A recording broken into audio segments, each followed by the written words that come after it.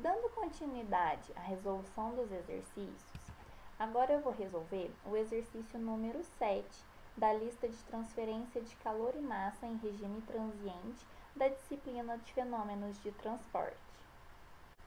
O enunciado do exercício diz que um cilindro de aço inox AISE 316 com 25 cm de diâmetro e comprimento de 4 metros deve ser temperado de maneira que a temperatura de seu eixo central atinja 750 graus Celsius.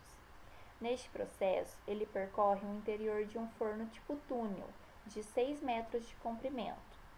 A temperatura da peça de inox ao entrar no túnel é 250 graus Celsius.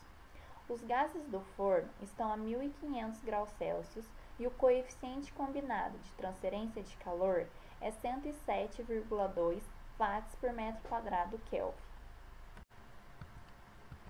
Então, de acordo com o enunciado do exercício, nós temos um tubo cilíndrico feito de aço inox AISE 316, cujo diâmetro é de 25 cm e o comprimento é igual a 4 metros.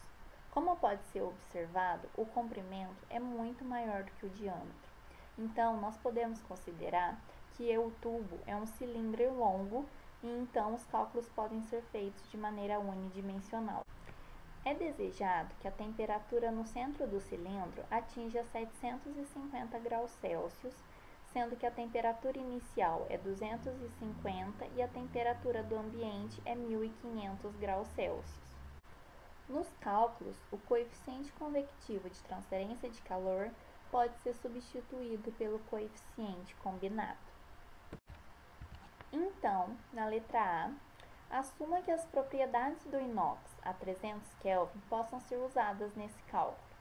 Qual deve ser a velocidade da peça dentro do forno túnel? Nós temos o comprimento do forno. Então, para saber a velocidade do cilindro, nós precisamos calcular quanto tempo ele demora para percorrê-lo. Para isso, nós vamos calcular primeiramente o número de Biot para saber com qual tipo de resistência nós estamos operando. Então, como foi visto no exercício anterior, o número de Biot para calor é dado pelo coeficiente convectivo de transferência de calor vezes a dimensão característica dividido pela condutividade térmica. Como nós estamos trabalhando com o cilindro, a dimensão característica nesse caso é o próprio raio do cilindro. O raio é calculado como a metade do diâmetro, então seu valor é de 0,125 metros. O valor da condutividade térmica para o aço inox foi buscado na tabela de propriedades termofísicas de sólidos metálicos da nossa apostila de fenômenos de transporte.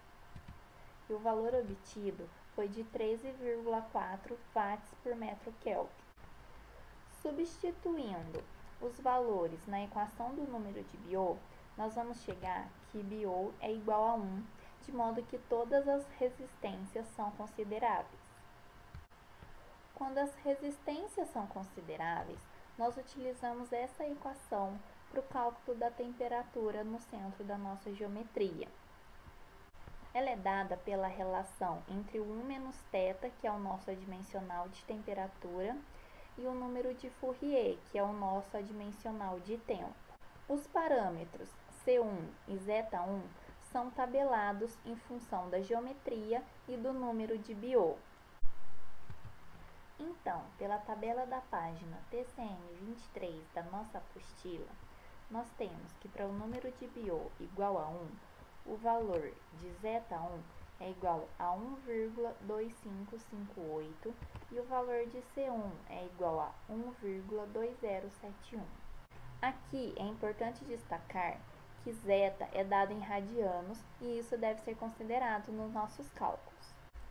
Isolando o número de Fourier nesta expressão, nós vamos ter essa equação aqui e substituindo os valores das nossas variáveis, nós temos que o nosso adimensional de tempo é igual a 0,44. O número de Fourier é dado por esta equação. E isolando o tempo, nós vamos chegar nesta relação, em que alfa é a difusividade térmica, que é dado pela relação entre a condutividade térmica dividido pela massa específica vezes o calor específico. Para calcular a difusividade térmica, nós precisamos dos valores desses parâmetros, que foram encontrados na tabela de propriedades termofísicas e foram iguais a 8.238 kg por metro cúbico para massa específica, 468 Joule por quilograma Kelvin para o calor específico e 13,4 watts por metro Kelvin para a condutividade térmica. Substituindo os valores na equação, nós vamos chegar que alfa é igual a 3,48 vezes 10 a menos 6 metros quadrados por segundo. Substituindo as nossas variáveis na equação do tempo, nós temos que o nosso cilindro demora em torno de meia hora para atravessar o forno.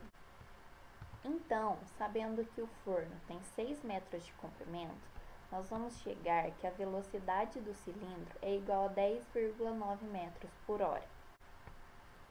A pergunta da letra B é: desejando-se aumentar a velocidade de têmpera, se o cilindro for cortado em comprimentos de 50 centímetros e o soprador interno do forno for ligado, aumentando o coeficiente combinado de transferência de calor em 12 vezes a da situação anterior, qual a temperatura média da peça?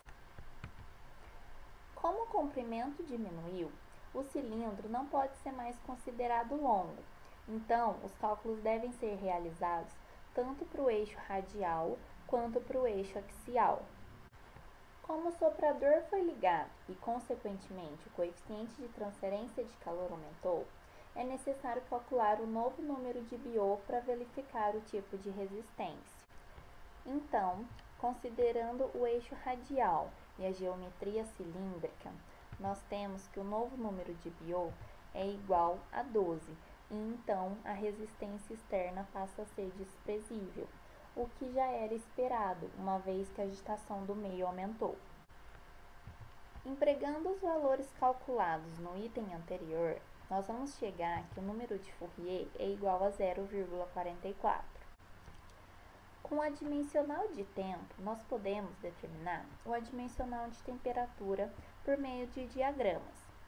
Como nós queremos a temperatura média do cilindro para resistência externa desprezível, nós utilizamos o diagrama da página TCM20 da apostila.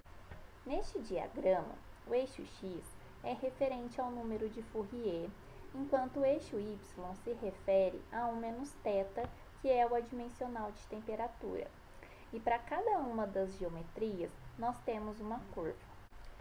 Então, para o número de Fourier igual a 0,44, nós vamos ter um valor de 1 menos θ igual a aproximadamente 0,052.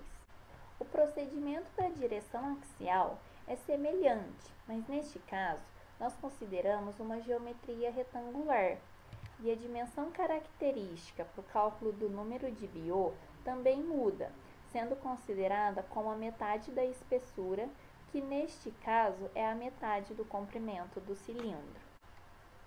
O número de Biot obtido foi 24, que caracteriza uma resistência externa desprezível. Utilizando os dados calculados no item anterior, nós vamos chegar que o número de Fourier é igual a 0,11. E utilizando o mesmo diagrama do caso anterior, nós temos que para esse valor do número de Fourier, o 1 menos θ é igual a aproximadamente 0,63. Para relacionar as duas dimensões, nós utilizamos a solução produto de Newman, que é dada por esta relação, em que 1 menos θ do eixo radial vezes 1 menos θ do eixo axial é igual a 1 menos θ médio, que é o que a gente está procurando. E o valor obtido foi de 0,033. A equação que relaciona 1 menos θ com a temperatura é esta daqui, em que Ts é a temperatura na superfície do corpo. Como a resistência externa é desprezível, nós podemos considerá-la igual à temperatura do ambiente. Isolando a temperatura nesta equação e substituindo as nossas variáveis, nós vamos chegar que a temperatura média do corpo, nas condições especificadas, é igual a 1458,75 graus Celsius. Analisando o valor obtido, é possível afirmar que o objetivo de aumentar a velocidade de têmpera, reduzindo-se o tamanho do cilindro, foi atingido com sucesso, visto que, por mesmo tempo, a temperatura foi bem maior. Isso aconteceu porque a resistência à condução é grande comparada à resistência à convecção. Então, a temperatura do corpo demora mais para se tornar uniforme, principalmente quando ele é grande. E aqui nós chegamos ao final de mais um exercício. Então é isso, pessoal. Espero que tenham gostado dos vídeos e muito obrigada pela atenção.